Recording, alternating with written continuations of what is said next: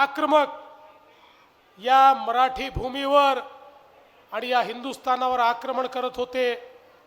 आणि ज्यावेळी अनेक राजे आणि राजवाडे हे मुघलांचे मांडलिक म्हणून त्यांचं अधिपत्य स्वीकारत होते, अशा काळामध्ये आई जिजाऊंच्या आशीर्वादाने छत्रपती शिवरायांनी शपथ घेतली स्वराज्य निर्माण करण्याची आणि 18 पगड जातीच्या लोकांना एकत्रित करत त्यांच्यामध्ये विजिगीषू वृत्तीचं रोपण केलं आणि त्यांच्या माध्यमातून हिंदवी स्वराज्य त्या ठिकाणी स्थापित केलं। छत्रपती शिवराय एक द्रष्टे नेते होते, एक असे राज्यकर्ते होते ज्यांनी समतेचं राज्य स्थापित केलं, ज्यांच्या राज्यामध्ये कुठल्या गरीबाच्या भाजीच्या देठालाही बोट लावण्याची कोणाची हिंमत नव्हती। आणि कितीही मोठ्या माणसाने एखाद्या स्त्रीचा अवमान केला, तिच्यावर अत्याचार केला, तरी देखील त्याला कठोरात कठोर शिक्षा देणारं हे छत्रपतींचं शासन होतं। आणि आपण बघितलं असेल की ज्या प्रकारे त्यांनी सातत्याने लढाई करून हे स्वराज्य तयार केलं, स्वराज्य तयार झाल्यानंतर ते छत्रपती झाल्यानंतर दुर्दैवाने फार काळ आमच्यामध्ये राहू शकले नाहीत, पण या महाराष्ट्रामध्ये आणि भारतामध्ये एक असं तेज त्यांनी निर्माण केलं होतं की त्यांच्यानंतर छत्रपती संभाजी महाराजांनी त्या ठिकाणी मुघलांना झुंजवत ठेवलं।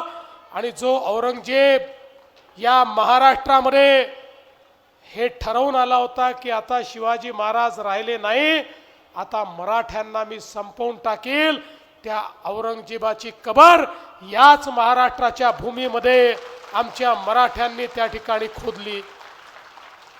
आणि छत्रपती संभाजी महाराज यांच्याबद्दल म्हटलं जातं, देश धर्म पर मिटने वाला शेर शिवा का छावा था, महापराक्रमी परम प्रतापी एक ही शंभू राजा था। अशा छत्रपती संभाजी महाराजांनी, त्यानंतर ताराराणींनी, त्यानंतर सातत्याने ही झुंज कायमच राहिली। आणि बघता बघता दिल्लीचं तख्तही मराठ्यांनी काबीज केला आणि अटके पार झेंडाही हिंदवी स्वराज्याचा त्या ठिकाणी आपल्या मराठ्यांनीच लावला। आणि म्हणूनच आम्हाला स्वाभिमान देणारे, आमचा अभिमान असणारे आणि ज्यांच्यामुळे आज खऱ्या अर्थानं आम्ही सगळे अस्तित्वात आहोत, त्या महाराजांचा पुतळा या ठिकाणी तयार झाला। पत्रिकेत लिहिलंय की या पुतळ्यामुळे आपल्या या कोंढवा बुद्रुक परिसराचं वैभव वाढलं। केवळ कोंढव्याचं वैभव वाढलेलं नाही, संपूर्ण महाराष्ट्राचं वैभव या पुतळ्यामुळे वाढलेलं आहे। आणि म्हणून योगेशजी, तुम्हाला मी मनापासून शुभेच्छा देतो। मला सांगताना आनंद वाटतो, वर्षानुवर्ष आपला देश स्वतंत्र झाला तरी देशाच्या CBSEच्या इतिहासाच्या पुस्तकामध्ये आमच्या छत्रपती शिवाजी महाराजांच्या बद्दल एक पॅरेग्राफात इतिहास सांगितला जायचा आणि त्याच वेळी मुघलांच्या इतिहासाला 17 पानं दिली होती। एवढासा इतिहास महाराजांचा आणि आपल्यावर आक्रमण करणाऱ्या मुघलांचा 17 पानांचा इतिहास, देशाच्या प्रधानमंत्र्यांनी ते बदललं। आता मुघलांचा इतिहास एवढासा झाला आणि माझ्या छत्रपतींचा इतिहास 21 पानाचा इतिहास आता आमच्या इतिहासाच्या पुस्तकामध्ये तो जाज्वल्य इतिहास प्रधानमंत्री मोदीजींनी आमच्या पिढ्यांकरता त्या ठिकाणी शिकवायला दिला। आणि म्हणूनच आजचा दिवस महत्त्वाचा आहे। आज आमच्या कोंढव्यामध्ये या ठिकाणी खरं म्हणजे मी 2018 साली कात्रज कोंढव्याच्या रस्त्याच्या उद्घाटनाकरता भूमिपूजनाकरता आलो होतो। काम काही झालंय, काही बाकी आहे, पण आता मला असं वाटतं लवकरात लवकर हे काम आपण पूर्ण करू।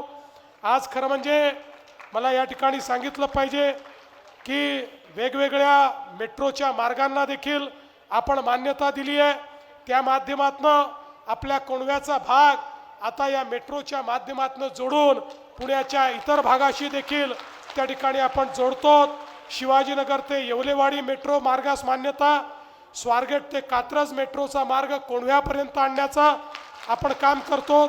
आणि पुरंदर विमानतळाशी जोडणारी प्रस्तावित मेट्रो देखील आपण कोंडव्याला या ठिकाणी देतो आहोत। यामुळे भविष्यामध्ये खूप मोठी कनेक्टिव्हिटी या भागाला मिळेल हा विश्वास मी आपल्या सगळ्यांना देतो। आज खूप कार्यक्रम आहेत आणि कदाचित 4 वाजता इलेक्शन कमिशननी पत्रकार परिषद ठेवल्यामुळे त्यांनी जर इलेक्शन घोषित केलं तर माझे कार्यक्रमच होणार नाहीत।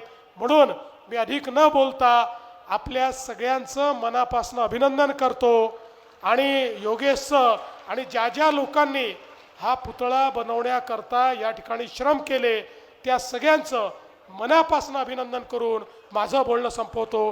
धन्यवाद। जय हिंद, जय महाराष्ट्र, छत्रपती शिवाजी महाराज की।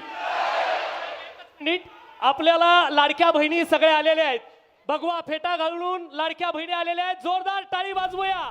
तर पुण्यात आपण बघतोय मुख्यमंत्र्यांच्या उपस्थितीत हा कार्यक्रम झालेला आहे। छत्रपती शिवरायांमुळे आज भगवा जिवंत असल्याचं फडणवीसांनी म्हटलेलं आहे। छत्रपतींच्या पुतळ्याचं अनावरण करण्याची एक मोठी संधी मला मिळाली असं देखील यावेळेस देवेंद्र फडणवीसांनी म्हटलेलं आहे। आज पुण्यात मुख्यमंत्री आहेत आणि इथं पुण्यामध्ये बरगच्च कार्यक्रमांचं आयोजन करण्यात आलेलं आहे।